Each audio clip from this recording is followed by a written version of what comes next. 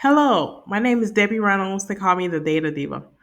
Today I want to talk about data privacy and Instagram maps. So, Instagram has a feature on 2025 where it allows people to discover people they know or maybe people around them by turning on a location feature for some people. I think part of this may be to try to create more of a spatial computing type of feel where you can see and be interacting with people who are close to your location, whether they be some people you know or people that you want to know that maybe also use Instagram.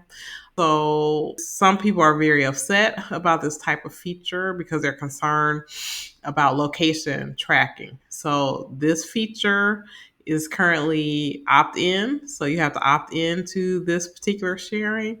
But I think with apps that have location, you have to remember that you have this turned on. Maybe you had it turned on for an event or a particular thing and you want to maybe turn it off for sometimes. Maybe some person doesn't want to post and let someone know where they are, their location. We've seen this with other apps, especially like let's say with the running app where people were using those locations to actually locate and target people. So I think people should definitely be careful how they use these location sharing features, regardless of the company or regardless of the app that they're using. Also, location data is now being considered sensitive data. So for companies that are trying to develop apps or capabilities where it has location in it, they have to know that location now is considered sensitive data that may need to be protected in different ways, maybe not collected or not retained as long as maybe other data, or just rethinking how or why you're going to use this particular app, whether it's you're using it for an event or a special time or you want it time limited.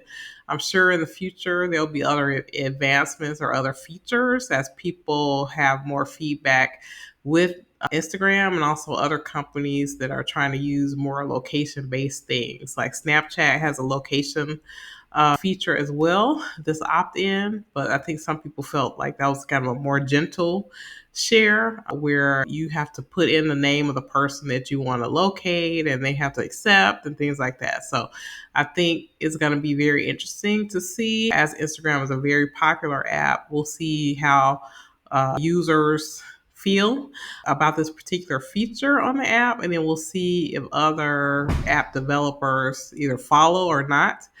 But I think as app developers are creating apps and they're adding these new features that they think are cool, this is just an example of one. If you weren't tracking someone's location before, but you start tracking their location, it just means this data has to be treated differently than maybe some other data that you collect for your app.